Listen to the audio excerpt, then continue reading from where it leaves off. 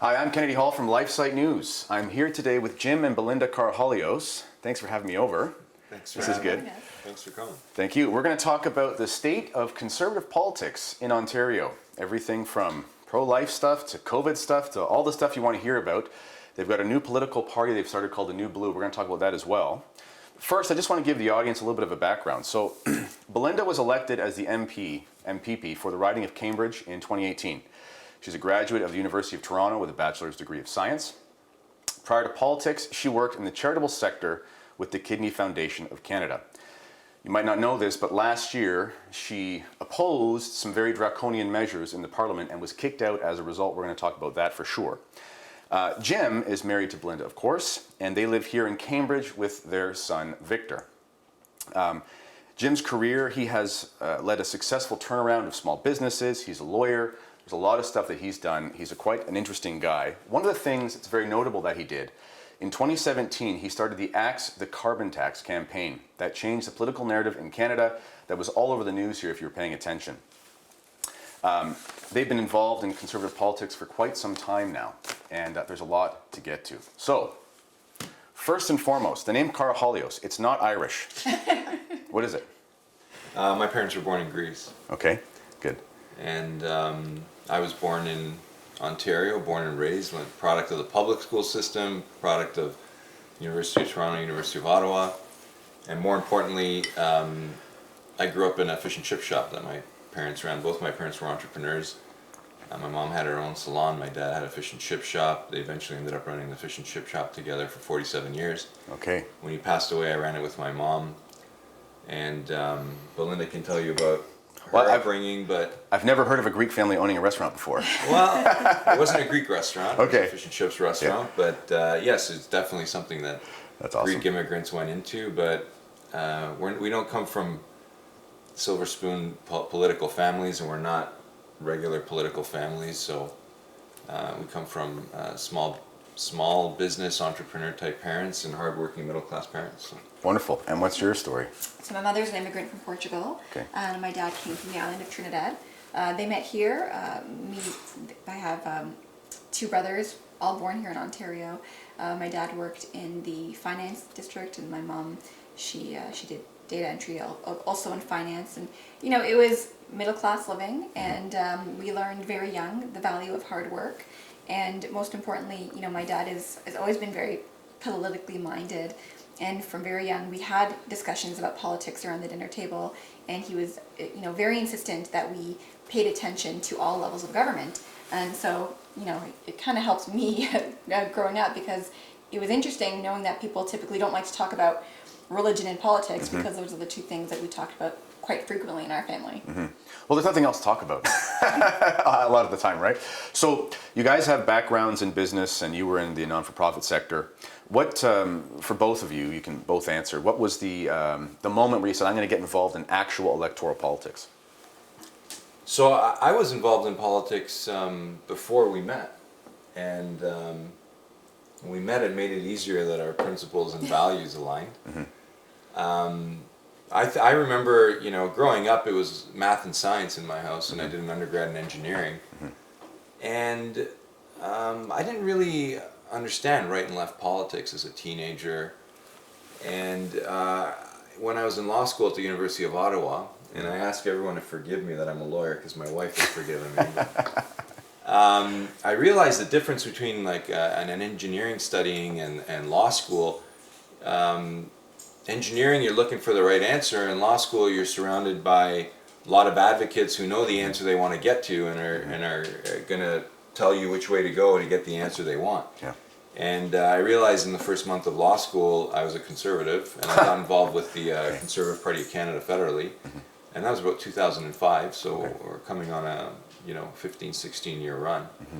and would have never expected to be in the position we're in here 16 years later, starting a new political party in Ontario at the provincial level. That's amazing. It's not the way that we would have predicted it going. And since we've been married, been very active locally, helping candidates, anyone in the conservative movement who needed help, volunteering our time with advocacy groups and candidates. And things just kind of spiraled from 2017 when the conservative establishment basically went after us repeatedly for a variety of things that we can get into. Yeah. And how did you get involved?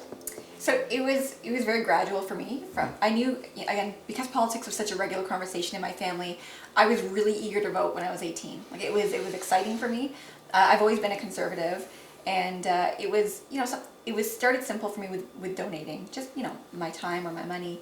And then when I met Jim, again, as he just touched on, like it was great to meet someone who was on the same wavelength when it came to politics, and so getting more involved and more volunteering. And so Jim's run some campaigns, a few campaigns, and I would help whether it's phone calls or getting signs up or door knocking, and you kind of get in that process. And then even going to the policy conventions and that nitty-gritty level of politics that a lot of people don't necessarily know about or even pay attention to, but that is actually really very important. Mm-hmm. Yeah, that's very important. Yeah. Yeah, and I can tell you, I was always raised in my parents used to say all politics are local. Yeah. And if you actually have an opinion and want to make a difference, you get involved. Mm-hmm. And we're seeing that in terms of some of the decision points that we've had to make in our life. You can not get involved and complain of the state of the world. Mm-hmm. And if you don't like something, though, you can try to make a difference locally and build a community. Yeah. And that's what we're hoping for with the New Blue Party of Ontario. Yeah. And so you get these forks in the road, yeah, and you got to pick which way to go. And we're still in it and trying to influence and make change and connect people with similar values and principles. That's wonderful. And I know that both of you are faithful Christians, so that definitely illuminates a lot of the stuff that you do, which is great because we're all about that here. Now, what you say about local politics, as easy as it is to blame Trudeau for a lot of things, in fairness, he sort of kicked it to the provinces yes, there's the national, but provinces can decide to do what they want, and sadly, we've been let down by men like Jason Kenney and Doug Ford and others that we thought were going to be these very conservative, very right-wing Christian leaders, and it just hasn't turned out that way. So I want to get to, though, last year, was it June when the voting for Bill 195 started? July, okay. Yeah. So just a little context. Lockdown happened. We all know the story. That's been told 1,000 times. Ontario took a very severe line, let's say, with lockdowns, which was a little bit surprising. I remember watching Doug Ford. He was supposed to be our Trump North, our very conservative populist, ties with evangelical Christians and things. He was going to repeal the sex ed curriculum, which he never really did. And so when it first started, we were all thinking, okay, yes, we're not sure what this is. The Chinese government's trying to kill us all. Who knows what's happening? Sure, we'll lock down. But then it kept continuing. And after a couple months, a lot of us were thinking, they're trying to extend these powers basically indefinitely. And there came a vote for Bill 195, which is essentially the Reopening of Ontario Act, which is, if you know your history, look up something called the Enabling Act. You just allow the government to have these powers that last forever, and you can do whatever you want. And you took a stand. So you were the only one in the Conservative Party that took that stand. That's correct. I want you to just comment on about 2 or 3 things here. What made you see what was coming? How'd you actually see that? Because I imagine that's partly why you took the stand. Also, what was the atmosphere like leading up to that, and what it's been like for you since? So I was the parliamentary assistant to the Solicitor General at the time, okay, and that was the bill that she tabled. So she had 2 PAs, Christine Hogarth is the other one, and we were provided with a briefing prior to the bill being tabled. Okay. And so what that means is we were presented the bill with ministry staff, and they walked us through it. And it was a very quick experience. Here are all the highlights, mm-hmm, and it was very upbeat and positive, which is great. Mm-hmm. But I like to read things, yep, and I like to comb through things. So I wanted a copy of the bill. Pardon me. I got a copy, and it's not a very long bill, mm-hmm, but it was very clear to me because it said that basically the long and short of it is that the government, Doug Ford or one of his ministers, could make decisions that impact the entire province without any debate, without any vote in the Ontario legislature. And I read that, and I remember calling Jim. You remember that? Mm-hmm. I called him, and I was like, Sylvia Jones is tabling this bill, and it doesn't seem right. Maybe I'm reading it wrong, right? Because it was just that outrageous, Kennedy. It was, mm-hmm, that outrageous. I was like, there's no way that, this conservative government would table something like this. Mm-hmm. So I get a second set of eyes, get Jim to look at it. And he's saying, no, that's right. That's what this bill says. So immediately I'm on the phone and I'm talking to PC colleagues, talk to the Solicitor General, talk to staff, talk to Premier's office. They wouldn't let me even speak to the Premier about this because I'm trying to say, like, let's pump the brakes here. Like, you can't say that you're going to end the state of emergency in one breath and then in the same breath say, but we're going to keep all of our emergency powers. We're going to end it, but it's going to continue. But it's going to continue, right. And it didn't make sense. And I remember saying that, if the NDP or the Liberals were government at the time, at this point, and tabled a bill like this, the PC party would have been pulling out their hair, gnashing their teeth. But the response I got was, just trust us.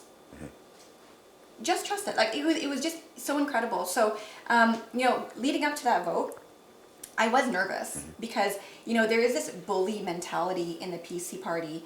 And it was like, even though we all campaigned on free votes, that wasn't a thing. Yeah. There are no free votes in the PC party. And that was very disappointing and very hard to deal with.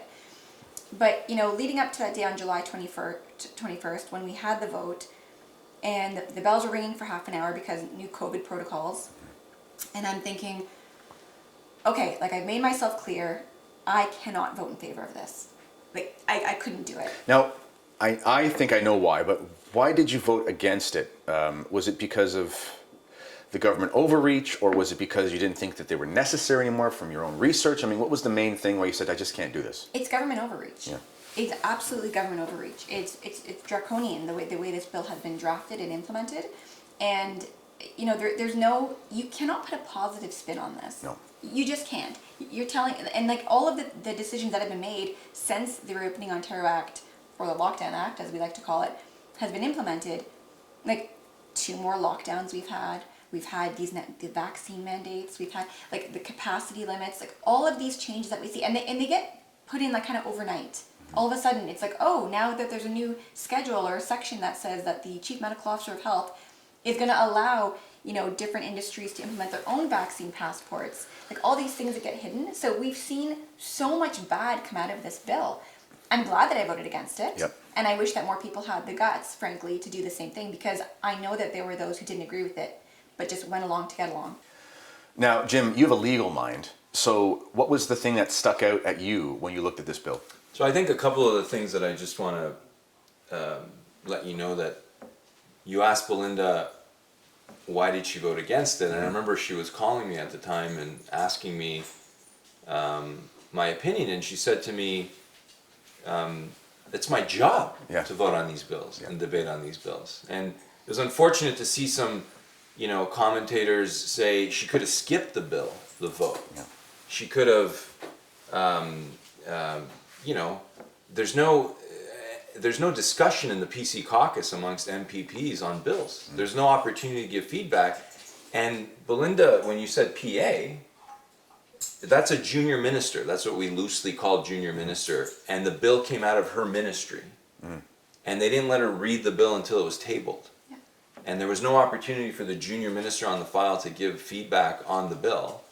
And if MPPs are going to be handing over their duties and debate rights and voting rights to the Premier, what's the point of having MPPs for 2 years? And those are the things that stood out in my mind that Belinda told me when she was when you were telling me why you wanted to vote against it. And I was surprised that they ejected her from the caucus for one vote. Yeah.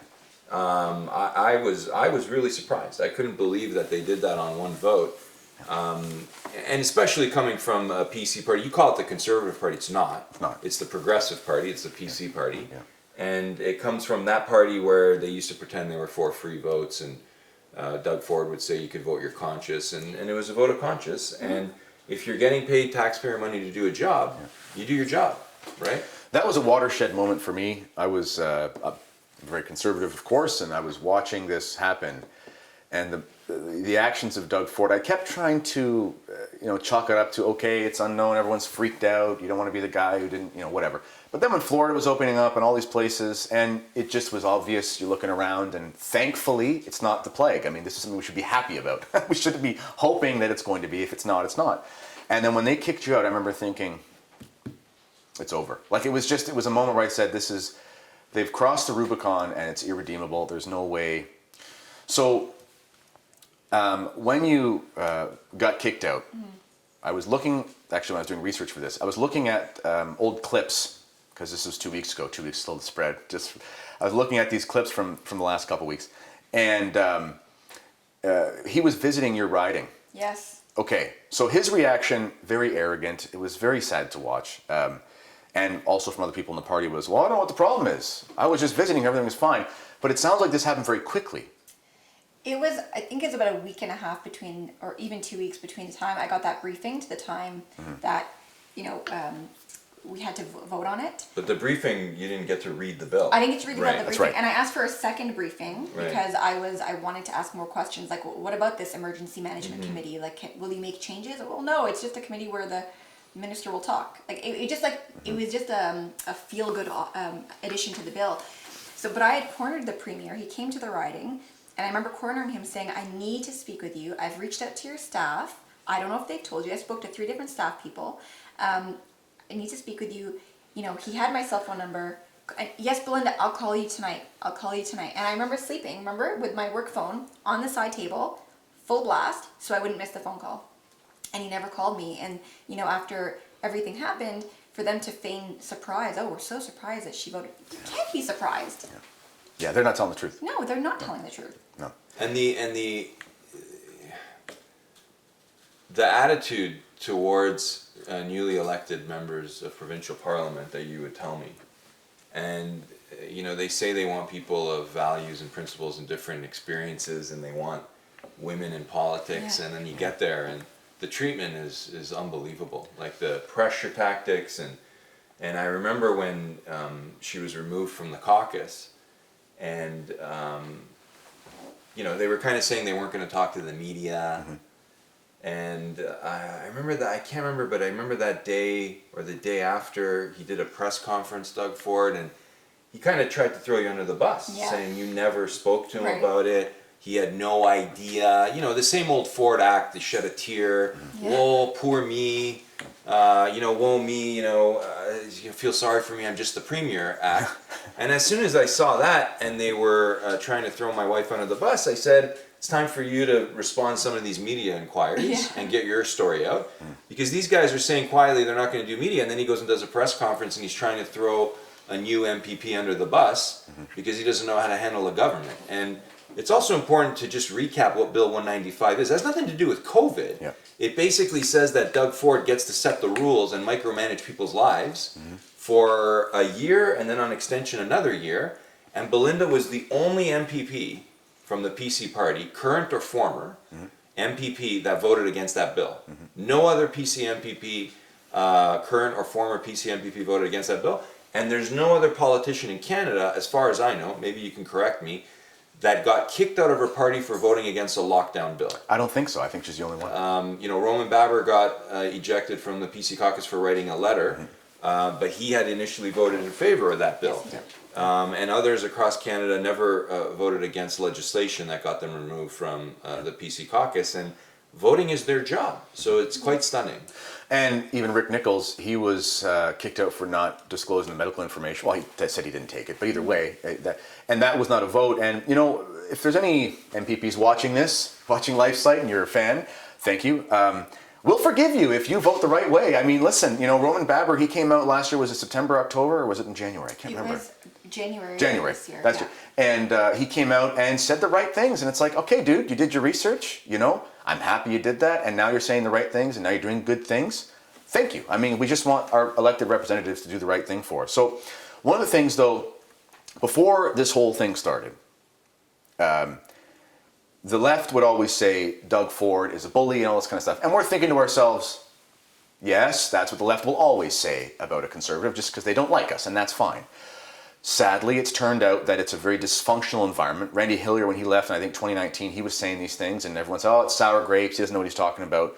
It looks like, sadly, the left was correct about the nature of the very bullish nature.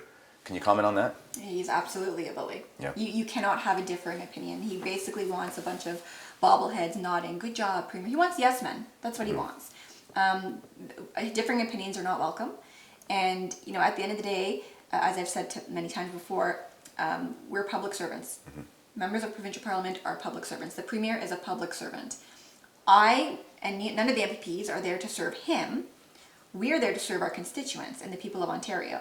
But that's not how it works for the PC party. You're there to serve the leader, and that's wrong. That's not the way it works. Yeah.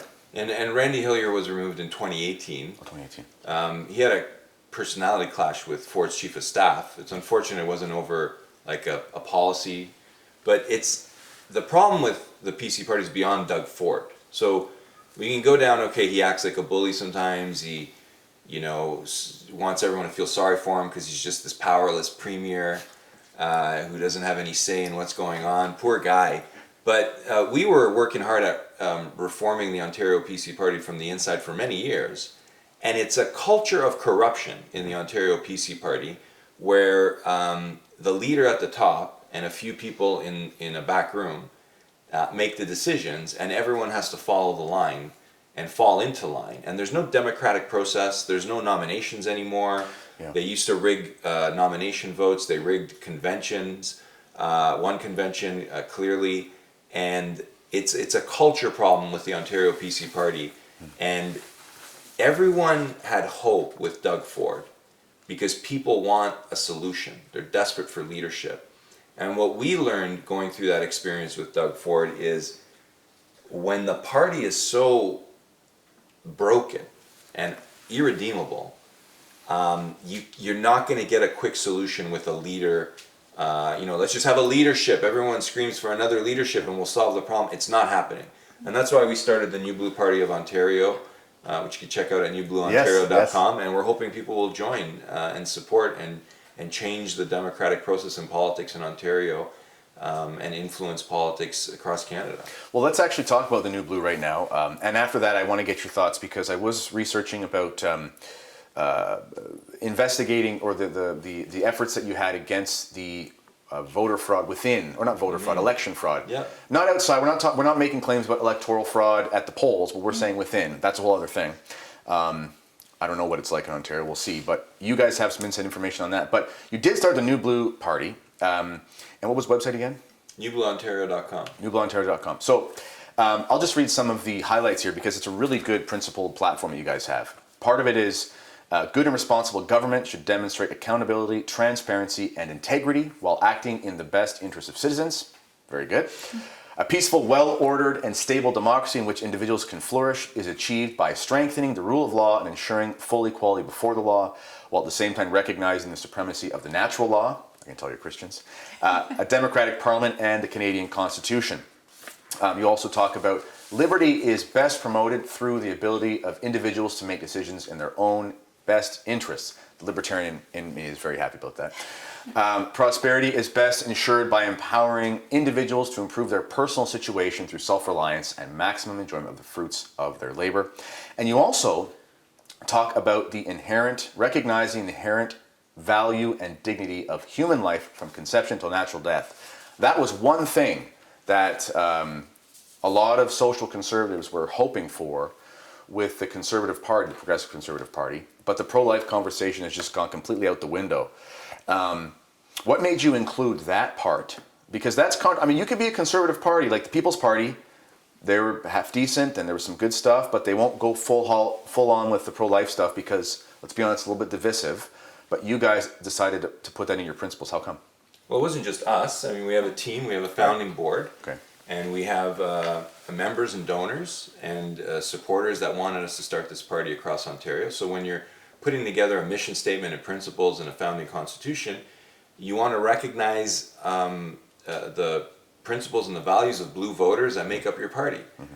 And having a statement like that was just obvious to us. And we're both pro-life, and we've been attacked in politics for saying we're pro-life. The PC party brass rigged a convention against me in 2018 when I ran for party president. And I did an interview with Steve Paikin of The Agenda, a public broadcaster, after that, letting him know how they rigged it with people, more ballots cast than voters who voted. And I remember in that interview, Steve said, well, the party brass that I talked to anonymously said, they don't want someone like you as president who has certain conservative views or pro-life views. Something along the lines he said like that. And so they were justifying to Steve Paikin, the public broadcaster in Ontario, voter fraud because they didn't want a pro-life party president. And, this is stunning. Like, it's one thing to say you're not allowed in a political party if you're pro-life. It's one thing to say you're not going to sell memberships to people who are pro-life. It's another thing to say, and we see a couple of the PC MPPs, they're not allowed to talk about their pro-life values when they get there. But it's another thing to say we're allowed to rig an election and stuff ballots and have more ballots than voters if you're pro-life. And with Belinda, we saw like a couple weeks ago, they tried to kick her out of the legislature because she won't use a vax passport.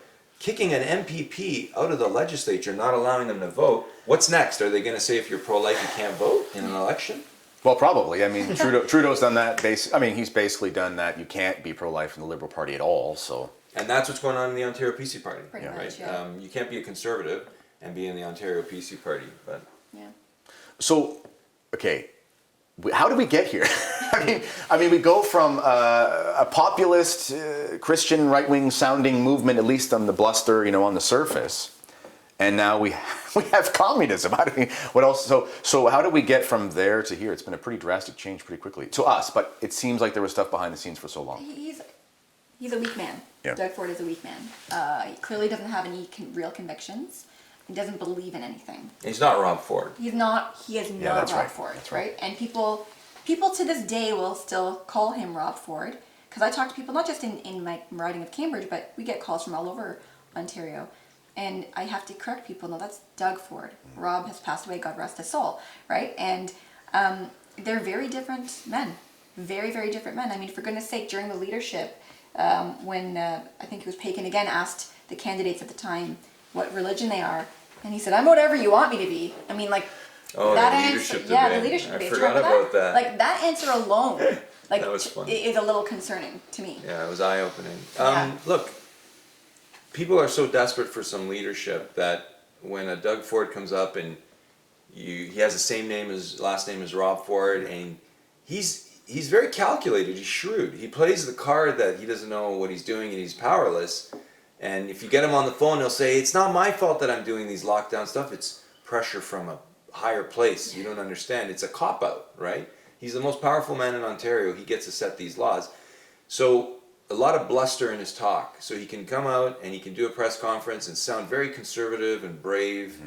And, he's Mr. Grassroots. And the reality is he's not any of those things. He's not Rob Ford. Rob Ford was a friend of mine the last year of his life. He would tell me, "Jim, you don't understand. My brother's a pinko." And I thought it was just a sibling rivalry between the two. And I should have listened, because I thought that he was just telling me, a colorful joke about his brother, and I should have listened, and he was right. They're two different people.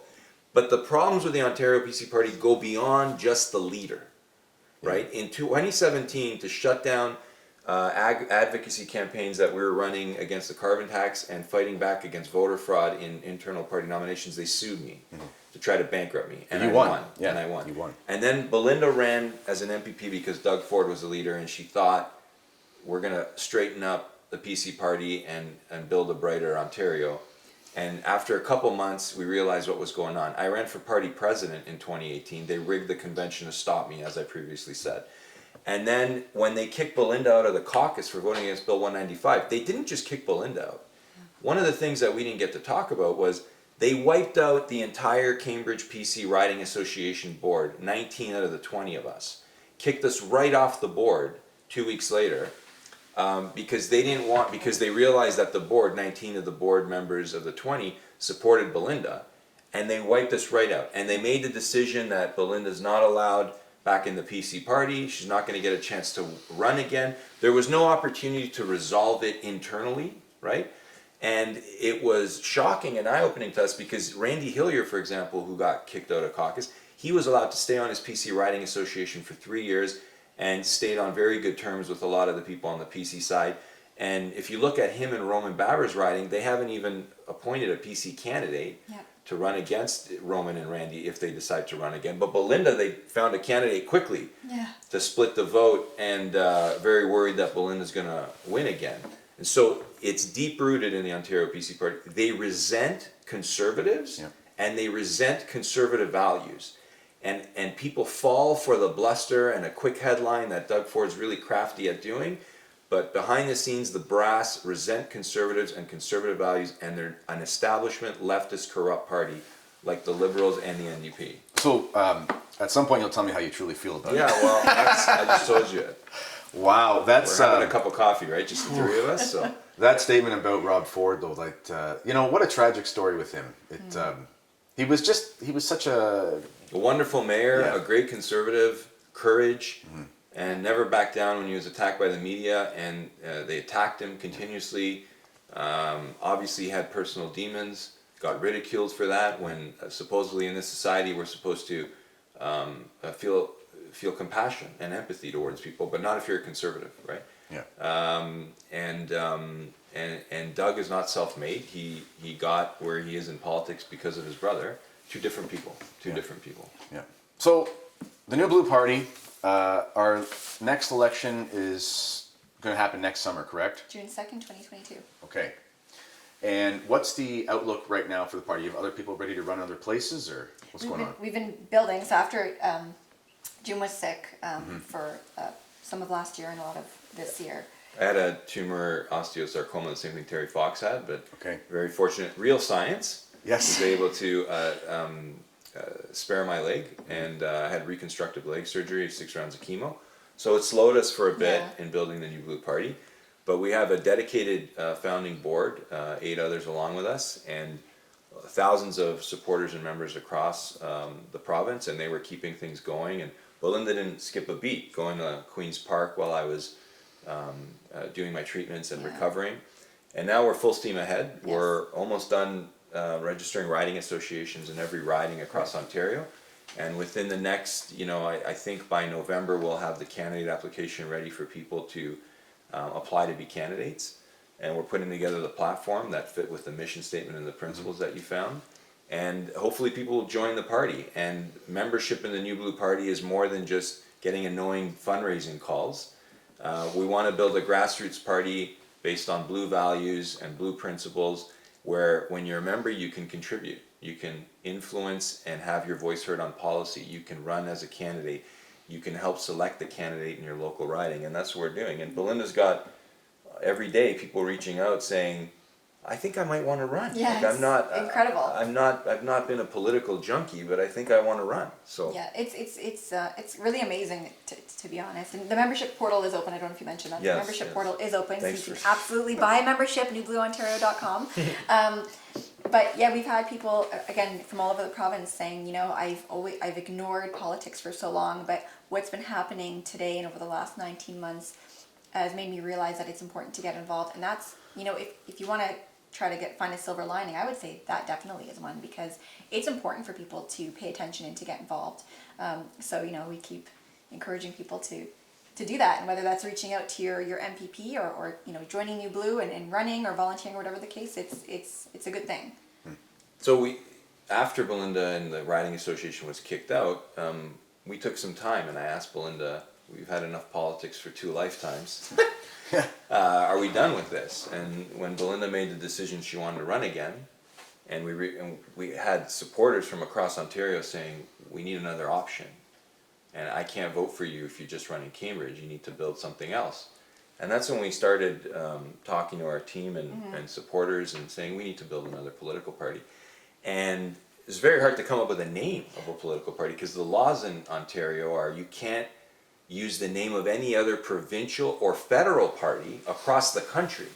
So it can't have the word conservative in it, can't have the word libertarian in it, can't have the word Christian in it, right? Right.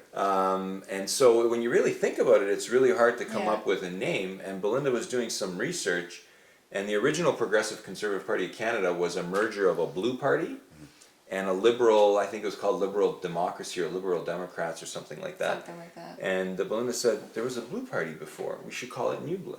Yeah. And so there's a little history there. It's That's not good. that blue party, but it's a New Blue party. Party. And I think the takeaway is that people that haven't been following the details of the Ontario PC Party, I don't blame them, is they say, why can't you work within the existing party? And we tried up and down for Yeah. 5 years. It came at great personal expense, being sued, being thrown out of elections, thrown out of caucus, thrown out of the party, having conventions rigged against us.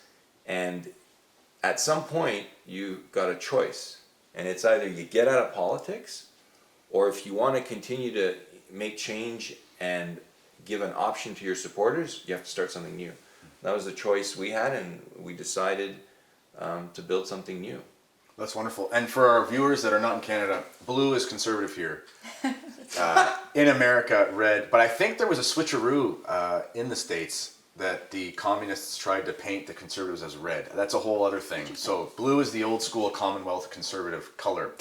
So just before we let you go here, next steps are the election is coming up sometime in the next, well, wow, less than 12 months. Yeah. Times fly. These 2 weeks have gone by so fast.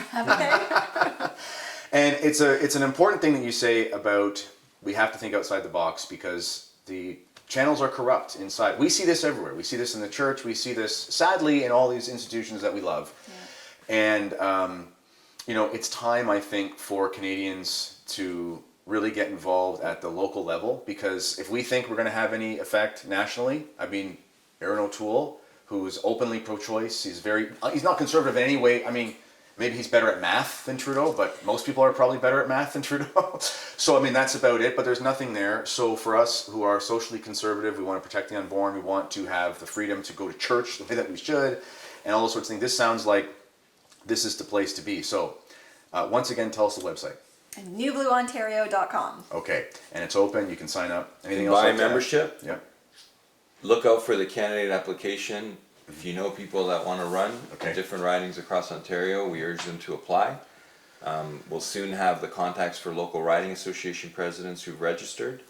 You can get in touch with your local riding association president locally. All politics are local, and people are going to have a choice. They can complain about the state of Ontario and what's going on, or they can do something about it. And one step at a time. We've had victories. Belinda just had a victory yesterday, stopping Bill 12 and getting the PCs to show a little bit of courage and shoot down a bill that was going to make it into law that you had to use a vaccine passport and be vaccinated to keep your job in healthcare and education. And when you're at the 10-yard line, there's no Hail Marys. We just got to move the ball forward. That's right. And that's what we're doing. So. Yeah, and I'd be remiss, though, if I didn't ask you one more thing. We're giving you a very favorable view here at LifeSite. Yeah, thank you. But the media doesn't always do that with you guys for some reason. No, they like to ignore us entirely, to be quite honest. Yeah. Which is not surprising. They don't want to give us any attention because we're telling the truth and we're not letting them control the narrative, which is they're looking at things with a leftist view and the cancel culture mentality that they have. And they're used to talking to their buddies running the PC party, the NDP, the Liberals, right? So when you've got this huge operation of those three parties, and those three parties operate on taxpayer funding. The Ontario PCs just gave themselves $5.9 million a year, and the New Blue Party just relies on grassroots donations. So the Liberals, the NDP, the PCs, and even they changed the law to allow Roman Baber and Randy Hillier to get taxpayer subsidies in their riding association, but they specifically excluded from that law the New Blue Party on purpose. So when you have that kind of funding and you have an army of people dealing with the media and cozying up to the media, you get coverage. But the New Blue Party, they don't even cover us, Kennedy. They don't even want to talk about us. Yesterday, Belinda led the charge against that bill, and there's not an article out there. And but we did one about LifeSite. Well, thank you. Thank you so much. But they're going to be forced to cover us. Yeah.